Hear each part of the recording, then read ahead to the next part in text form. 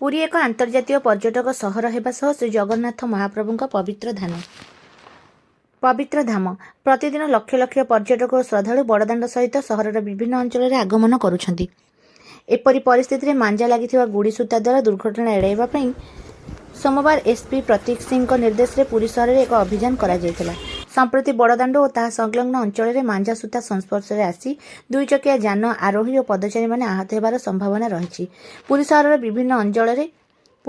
ବିଭିନ୍ନ ଅଞ୍ଚଳରେ ମାଞ୍ଜା ସୂତା ବିକ୍ରୟ ଓ ବ୍ୟବହାର ବିରୋଧରେ ଏକ ଅଭିଯାନ ଚଳାଯାଇଛି। ଅଭିଯାନର ମୁଖ୍ୟ ଉପଲବ୍ଧି ପୁରୀ ସହରର ବିଭିନ୍ନ ଗୁଡ଼ି ଦୋକାନ ଓ ବ୍ୟବସାୟୀଙ୍କ ପାଖରେ ମୋଟ 70 ବଣ୍ଡଲ ମାଞ୍ଜା ଗୁଡ଼ି ସୂତା ଜବତ କରାଯାଇଛି। ଅବୈଧ ଭାବେ ମାଞ୍ଜା ସୂତା ବିକ୍ରୟ କରୁଥିବା ବ୍ୟକ୍ତିମାନଙ୍କୁ କଡ଼ା ଚେତାବନୀ ଦିଆଯାଇଛି। ପ୍ରୟୋଜନ ଅନୁସାରେ ସମ୍ପୃକ୍ତ ଆଇନ ଅନୁଯାୟୀ କାର୍ଯ୍ୟାନୁଷ୍ଠାନ ନିଆଯିବ। ପୁରୀ ପୁଲିସ ସ୍ପଷ୍ଟ କରିଛି ଯେ ମାଞ୍ଜା ସୂତା ବ୍ୟବହାର ଏବଂ ବିକ୍ରୟ ଆଇନତଃ ଅପରାଧ। ଏହା ମାନବ ଜୀବନ ସହିତ ପକ୍ଷୀ, ପଶୁ ଓ ପରିବେଶଙ୍କ ପାଇଁ ମଧ୍ୟ ଭୟଙ୍କର। ସାଧାରଣ ଜନତାଙ୍କୁ ଅନୁରୋଧ, ସହର ଓ ବଡ଼ଦାଣ୍ଡ ଅଞ୍ଚଳରେ ମାଞ୍ଜା ଲାଗିଥିବା ଗୁଡ଼ି ଉଡ଼ାନ୍ତୁ ନାହିଁ।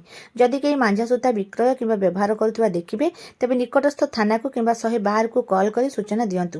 ପୁରୀ ପୁଲିସ ସହରର ପର୍ଯ୍ୟଟକ, ସ୍ଥାନୀୟ ବାସିନ୍ଦା ଓ ସାଧାରଣ ଲୋକଙ୍କର ଜୀବନ ସୁରକ୍ଷା ପ୍ରତି ପ୍ରତିବଦ୍ଧ। ଆଗାମୀ ଦିନରେ ମଧ୍ୟ ଏପରି ଅଭିଯାନ ଆହୁରି କଡ଼ା କରାଯିବ, ପୁଲିସ ସୂତ୍ରରୁ ପ୍ରକାଶ।